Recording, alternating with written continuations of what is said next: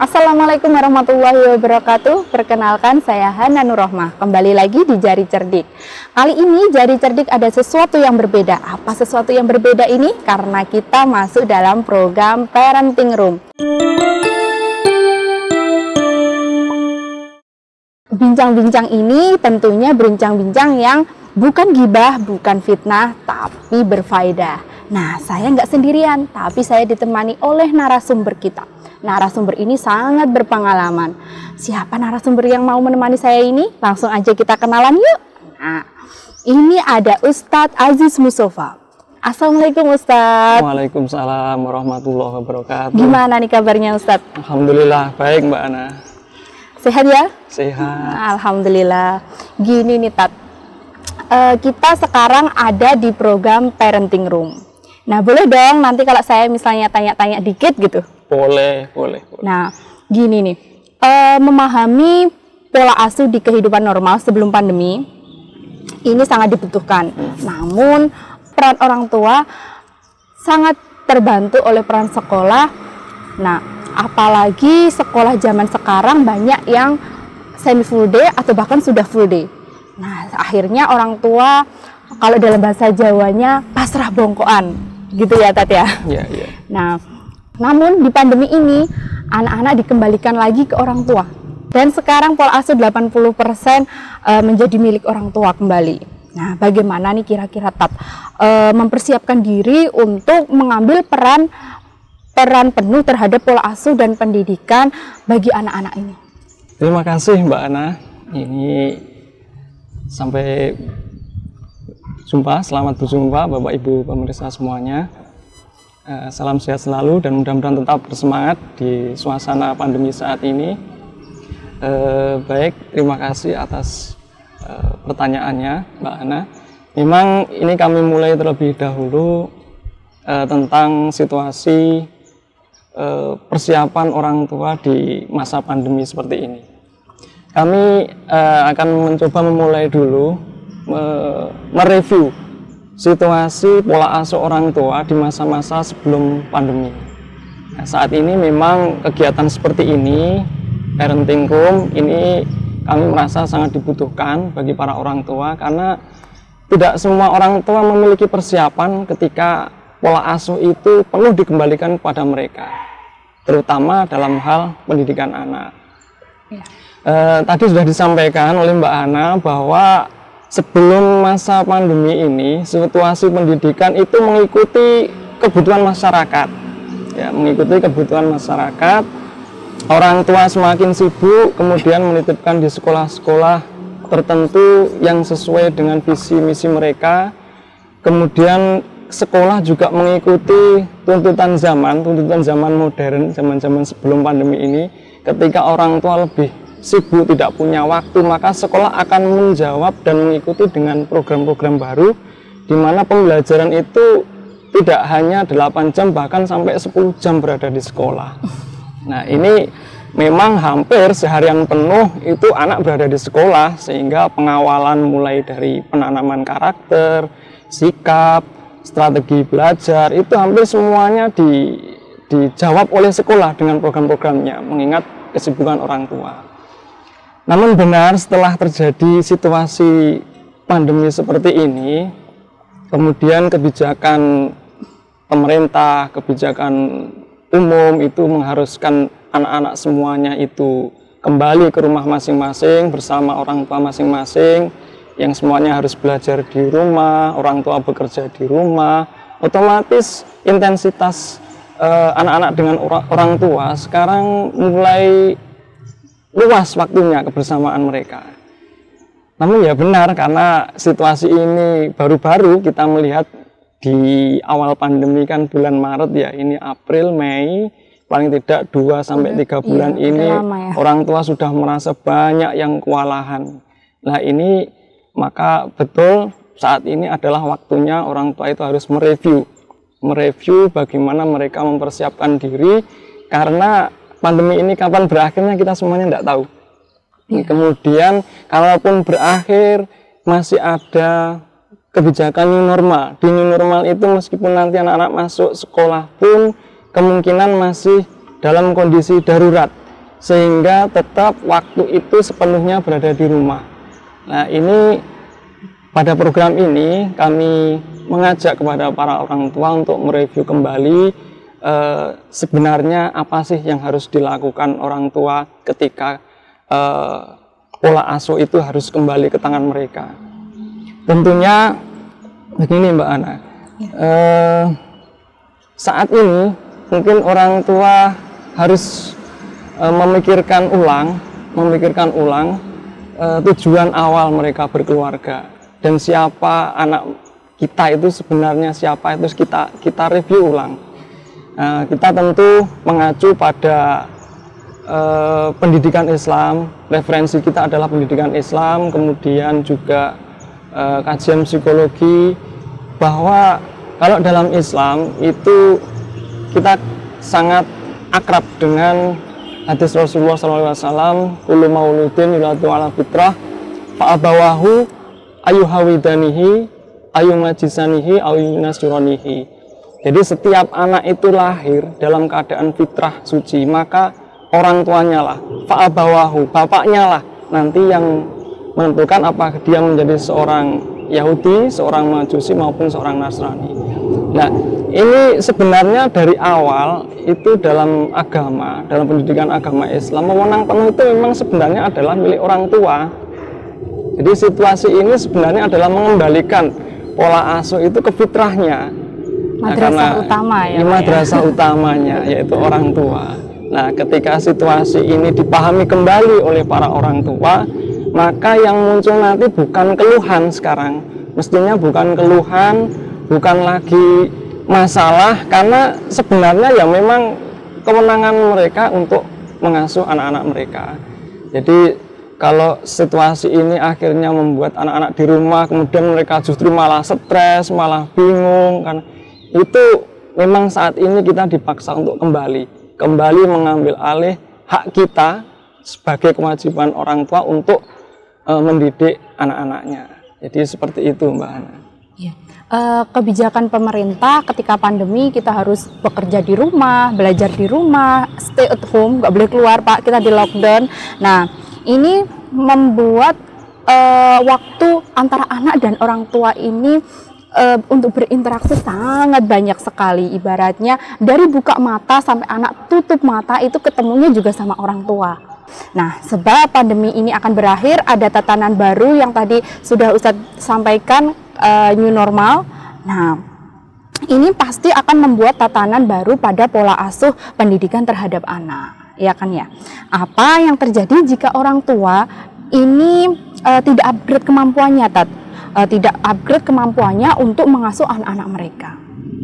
Iya, memang ini keharusan Mbak Ana. Upgrade kemampuan itu keharusan karena kita tahu anak-anak kita sekarang ini, kalau menurut Khalil Gibran itu penghuni masa depan. Mereka adalah penghuni masa depan. Kita sendiri nggak bisa mengunjungi dunia mereka di masa yang akan datang. Kalau kita saat ini tidak mempersiapkan diri dengan mengupgrade kemampuan sebagai orang tua dalam mengasuh anak-anak, ya otomatis harapan-harapan orang tua, mungkin visi dan misi mereka berkeluarga itu pun juga akan mengalami kesulitan untuk tercapai. Karena saat ini ya memang di tangan mereka lah anak-anak ini harus dididik dan diasuh kembali di rumah. Kalau yang kemarin-kemarin di sekolah penuh, kemudian hari ini harus kembali ke mereka, ya mau nggak mau memang harus belajar. Dan ini harus memang dibuat komitmen oleh orang tua, baik ibu maupun ayah. Ini dua-duanya memang harus mengambil peran penting dalam pola pengasuhan ini. Tidak bisa diserahkan ke ibu saja, kemudian ayah tidak berperan sama sekali, atau sebaliknya ke ayah, ibunya nggak berperan, tidak bisa. Jadi ayah dan ibu memang harus menjadi tim yang bagus, tim yang solid dalam rangka untuk menyusun kembali kurikulum pola asuh di dalam keluarga masing-masing.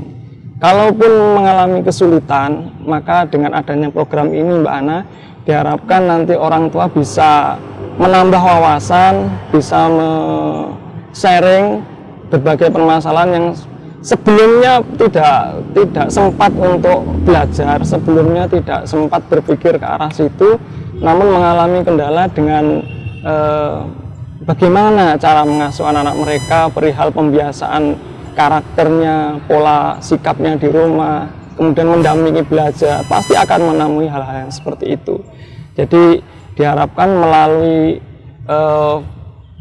media apapun bisa menambah bacaan, literasi di rumah tentang bagaimana pola asuh terhadap anak, bisa dengan melihat tayangan-tayangan seperti ini, maka otomatis secara perlahan-lahan mereka nanti akan tambah ilmunya.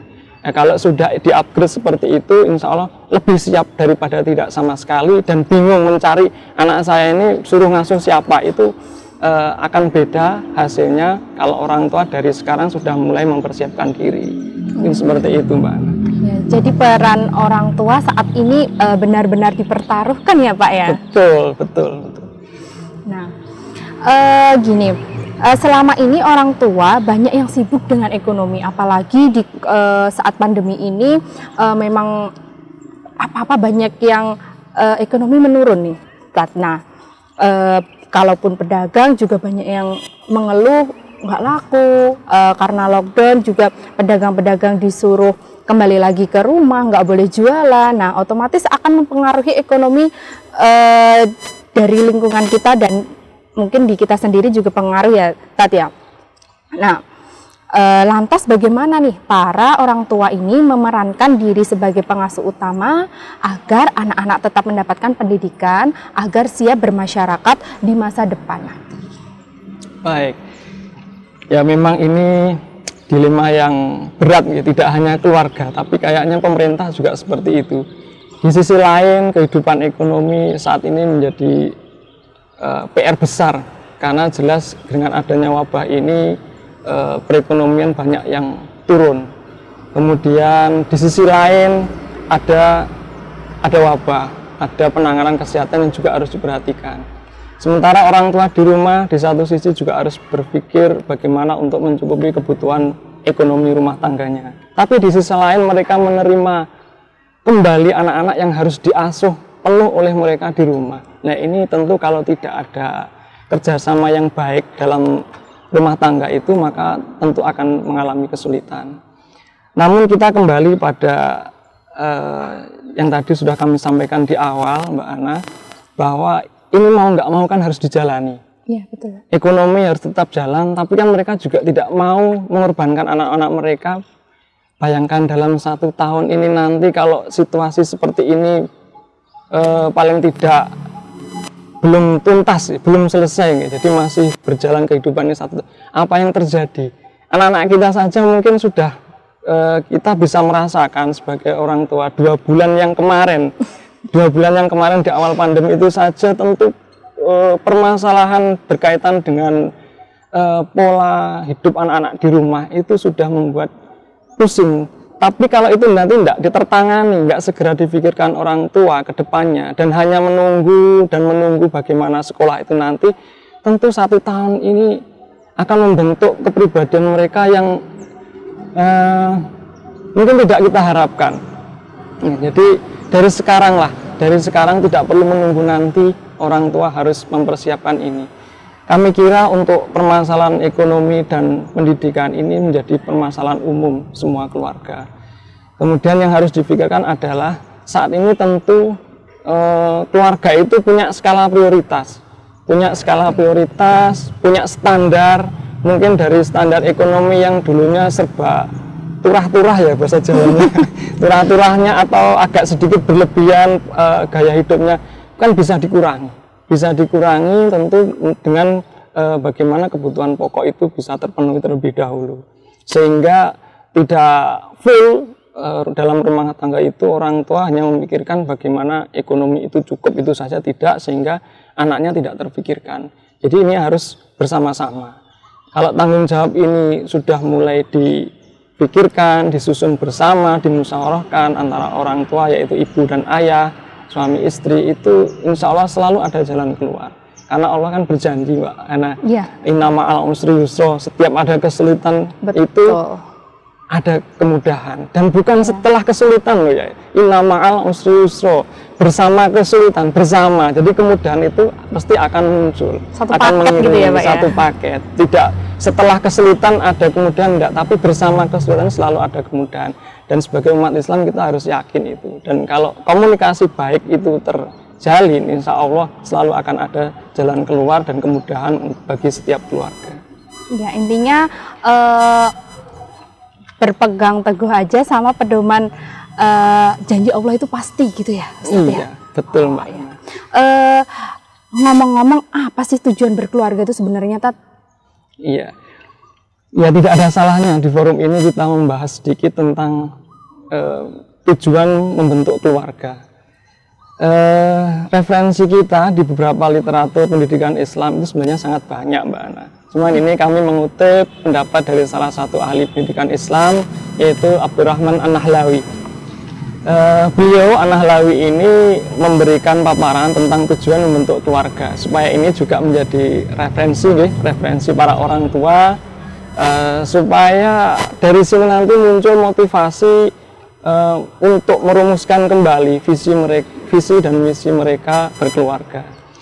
Ini kami kutip begini, An-Nahlawi itu merumuskan ada 3 tujuan pembentukan keluarga. Ada 5, mohon maaf, ada 5. Itu yang pertama.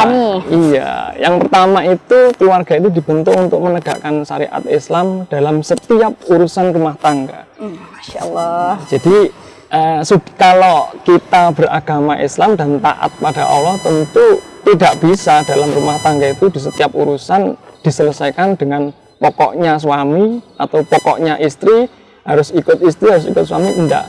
Harus ada jalan tengah. Pihak ketiga yaitu syariat Islam. Syariat Islam itu sumbernya ada Al-Quran, ada hadis, dan ada fatwa-fatwa ulama. Nah, ini yang dipakai pedoman, sehingga insya Allah ini ada unsur keadilan dan ada hikmah ketika segala sesuatu urusan dalam rumah tangga itu diselesaikan dengan berdasarkan tuntunan agama Islam, dengan syariat Islam. Nah, ini yang pertama, karena nanti setiap poin ini nanti bisa menjadi tema-tema tersendiri, Mbak. Oh ya, panjang, Pak ya. Panjang. Ini kami kutip sedikit supaya nanti Ibu dan Bapak semua di rumah bisa termotivasi untuk merumuskan kembali visi misi mereka berkeluarga. Mungkin yang lupa atau belum sempat belajar bisa teringat kembali. Dan yang kedua, tujuan pembentukan keluarga itu adalah menciptakan ketenangan dan ketentraman psikologis. Ini sudah otomatis ini. Ya, ini untuk seorang pria dan wanita ketika membentuk keluarga, tentu efeknya adalah untuk mencari ketenangan dan ketentraman psikologis. Nah, yang ketiga ini hubungannya dengan anak, yaitu untuk mewujudkan sunnah Rasulullah, memiliki anak keturunan yang mukmin, beriman, dan soleh. Nah, ini harus menjadi visi misi orang tua yang saat ini benar-benar harus dipikirkan. Situasi seperti ini tidak bisa, bahasa Jawanya jaga nih penuh sekolah, jaga nih penuh sekolah, karena situasi seperti ini memang harus orang tua mulai turun tangan kembali. Kemudian yang keempat ini adalah keluarga itu sebagai tempat untuk memenuhi kebutuhan kasih sayang terhadap anak-anaknya. Jadi di dalam keluarga itu yang dikedepankan untuk mendidik anak, mengasuh anak itu adalah bagaimana mereka dapat terpenuhi kasih sayangnya. Kasih sayang itu tidak harus lunak terus terhadap anak, bukan. Menuruti semua keinginan anak, bukan seperti itu. Harus ada unsur pendidikan. Nah, ini yang menjadi tujuan pembentukan keluarga yang keempat. Dan yang kelima, ini adalah orang tua biar bisa mempersiapkan supaya anak-anak mereka ini tidak memiliki perilaku yang menyimpang di masa yang akan datang. Perilaku menyimpang ini tentu kalau sampai ada dalam diri anak-anak kita, ya itu sangat merugikan, baik itu bagi diri anak-anak sendiri, kemudian bagi orang tua, bagi masyarakat. Itu kita tentu tidak ingin anak keturunan kita seperti itu. Nah, ini harus diantisipasi dari sekarang. Ya, itu karena berkaitan dengan karakter yang kita bentuk mulai dari saat ini. Terutama yang saat ini memiliki putra-putri yang sudah melewati masa golden age. Jadi mereka memang di usia SD, SMP, SMA ini masa-masa orang tua memang harus mempunyai formula khusus, ya, rumus khusus milik keluarga yang itu jadi prinsip dan itu memang dikawal penuh oleh orang tua. Ya, jadi harapan kami dengan situasi seperti ini nanti banyak sekolah yang kalau pembelajaran mungkin sudah ada solusi, yaitu berbasis daring, ya. berbasis Iya, daring, sekarang kemudian banyak. ada Serba online ya ini, Tat, ya. online, pembelajaran digital, sekarang banyak sekali medianya. Lantas bagaimana dengan karakter mereka, sikap mereka, pembiasaan mereka yang sudah dilatihkan di sekolah? Itu kalau kembali ke keluarga tidak ditindaklanjuti kembali, ya akan bahasanya Didi Kempot ambiar. Bahasanya Didi Kempot ambiar kembali. Ambiar, percuma Karena gitu ya, nanti Tat, ya. diharapkan sekolah-sekolah itu juga menambah fasilitas pelayanan pendidikan, mungkin program seperti ini yaitu parenting room, supaya sekolah juga bisa membantu menyediakan media dan fasilitas bagi para orang tua supaya mereka mendapatkan kemudahan sehingga sinkron penanaman karakter, pendidikan karakter yang diberikan sekolah dengan di rumah. Nah, akhirnya nanti ya diharapkan anak-anak ini pola asuhnya baik di rumah dan di sekolah bisa membuahkan mereka menjadi seperti yang diharapkan oleh para orang tua. Amin. Ya. Mungkin seperti itu, Mbak Ana.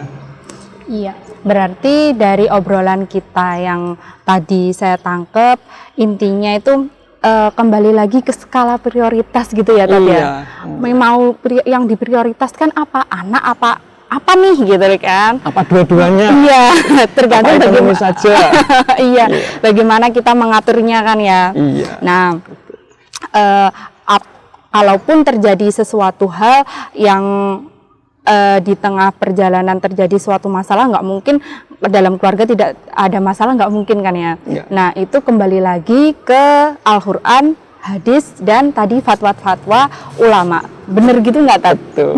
Masya Allah. Mungkin ini, Mbak Ana, saya bisa menambahkan sedikit ya. Iya. Karena orang tua juga mau nggak mau harus bermuhasabah. Iya. Kita tahu keluarga sekarang ini mungkin memiliki background pengalaman yang berbeda-beda. Ini bisa kita maklumi. Jadi sangat beraneka ragam dalam keluarga itu. Mungkin nanti bisa dicocokkan selama ini yang sudah dipraktekkan itu masuk kategori seperti apa. Ya, ini nanti untuk referensi saja buat para orang tua. Ini ada sebuah penelitian dalam psikologi perkembangan tentang parenting style. Ya, ini ada 4 tipologi orang tua dalam mendidik anak. Ya, tipologi yang pertama itu ada authoritarian parenting. Jadi orang tua ini hobinya, kebiasaannya adalah membuat aturan-aturan bagi anak-anaknya. Aturan itu bahkan mungkin ada yang langsung diberi sanksi tanpa ada penjelasan. Tiba-tiba anak itu dihukum. Bahkan mungkin, mohon maaf, ada yang menghukumnya dengan secara kasar, langsung menjawab anaknya, membentak anaknya, melempar benda ke arah anaknya. Ini karena authoritarian parenting. Jadi mereka pokoknya tegas, keras, membuat peraturan dan memberi hukuman tanpa menjelaskan. Nah, dalam penelitian itu tipologi keluarga, entah itu dilakukan ayah ataupun ibu, ini hasilnya atau produknya anak-anak ini nanti akan menjadi anak-anak yang tidak percaya diri. Mereka minder dengan harga dirinya sendiri, kemudian akhirnya mereka menjadi pembohong yang mahir. Ya, pembohong yang mahir karena apa? Mereka harus berbohong supaya tidak mendapat hukuman. Nah, ini tipologi yang pertama. Kemudian tipologi yang kedua itu ada authoritative parenting. Nah, authoritative parenting ini hampir sedikit sama dengan authoritarian. Orang tua membuat aturan-aturan untuk anak-anaknya, tapi mereka menjelaskan kepada anak-anaknya. Kemudian bisa juga anak itu diajak membuat kesepakatan. Ya, misalkan adik nanti kalau dibangunin sulit, orang tua harus bagaimana? Kalau adik misalkan ternyata nggak sholat, apa ini sanksinya? Tentunya yang sesuai dengan kesepakatan anak. Nah, jadi komunikasi yang baik, meskipun ada aturan-aturan.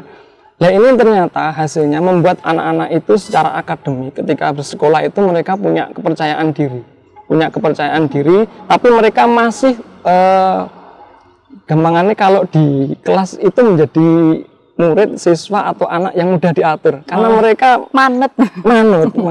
Mereka tahu, sadar betul ini aturan. Nah, ini tapi mereka tidak terpaksa seperti yang tipologi yang pertama. Ya, mereka tidak terpaksa karena apa? Mereka dilibatkan dalam menyusun kesepakatan sehingga dihargai pendapatnya.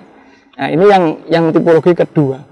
Yang ketiga ini ada permissive style. Nah, ini permissive style itu orang tua yang kategorinya itu lunak, Mbak Ana. Jadi kalau anak melanggar, yus gak apa-apa wis, yus gak apa-apa wis. Jadi orang tua lebih cenderung sangat mentolerir anaknya. Terlalu memanjakan. Terlalu bisa dikatakan seperti itu. Sebenarnya ada membuat kesepakatan dan sebagainya. Tapi kalau anak melanggar, itu orang tua yus gak apa-apa, yus gak apa-apa. Akhirnya anak menjadi nyaman. Anak menjadi nyaman. Ulang-ulang akhirnya. Kemudian kalau ada aturan sedikit, mereka ini hasilnya ya berani melanggar karena apa? Toh nggak diapa-apain. Ternyata aku begini nggak diapa-apain. Nah itu hasilnya seperti itu, menjadi anak yang santuy. Santuy, nggak tahu ya Pak. Akhirnya ya itu mereka cenderung malah ini karena penelitian di luar negeri itu dalam 2-3 tahun anak yang seperti ini diasuh dengan keluarga pola seperti ini itu banyak yang mengalami obesitas karena mereka saking nyamannya, mungkin tidak pernah ada tekanan sama nggak sekali. mau beranjak dari zona nyaman. Iya, dan itu terpenuhi segala keinginannya. Dan yang tipologi terakhir itu orang tua yang involved itu mereka nggak mau tahu, jadi mereka anaknya mau belajar, mau bermain, mau ngerjakan PR, mau enggak, mereka nggak mau tahu sama sekali. Taunya ya mereka bekerja, yang penting terpenuhi kebutuhan pokoknya itu sudah selesai. Anak nggak rewel, ya sudah. Ini tipologi yang keempat, involved, dan ini real di masyarakat, memang ada di sekitar kita. Nah ini hasilnya adalah anak seperti ini memiliki kinerja buruk kalau di sekolah. Mereka yang nggak mau nulis, nggak mau ngerjakan PR, karena apa? Ya nggak mau tahu seperti apa yang dilakukan oleh orang tuanya. Dan orang yang tua yang seperti ini, yang involved seperti ini akan sangat rugi karena mereka tidak tahu perkembangan setahap demi setahap tentang diri anak-anak mereka. Nah ini tentu sangat merugikan orang tua. Nah, dari tipologi 4 ini mungkin nanti akan menjadi bahan kajian orang tua untuk bermusyawarah di rumah. Aku atau kita ini, Bun atau Pah, ini masuk tipologi yang mana ya? Nomor 1, 2, 3 atau 4 ya? Ini karena untuk persiapan new normal kita harus bermusyawarah ini. Iya betul. Ya, mungkin seperti itu. Ya, mungkin itu Mbak Ana. Iya, emang orang tua itu sebenarnya coretan ya Pak Ustadz ya, coretan buat anak. Kembali lagi ke konsep tabula rasa, kalau sebenarnya anak itu seperti kertas putih. Tergantung bagaimana orang tua, lingkungan yang mencoret-nyoret kertas itu tersebut. Bener nggak kayak gitu, Tat? Betul. Oke. Mungkin ada mau yang ditambahi untuk program ini? Sementara mungkin itu Mbak Ana, karena tadi apa yang kami sampaikan itu parenting itu memiliki jangkauan yang sangat luas. Biasanya berawal dari permasalahan di keluarga masing-masing, dan itu butuh tips dan strategi yang tersendiri, sehingga nanti akan lebih mudah dipahami kalau itu nanti kita siapkan dalam beberapa tema tertentu yang umum dihadapi oleh para orang tua ketika mereka mengasuh anak-anaknya dengan tipe putra-putri masing-masing tentu berbeda-beda, karena nanti strateginya juga berbeda-beda. Ya, mereka harus paham dulu anak saya itu tipologinya seperti apa, strategi yang akan digunakan seperti apa, itu akan lebih fokus kalau kita nanti ngobrol, berdiskusi sesuai dengan tema yang menjadi kebutuhan orang tua. Iya, jadi ditunggu aja ya di parenting room, nanti bakal ada tema-tema selanjutnya yang pastinya akan lebih menarik.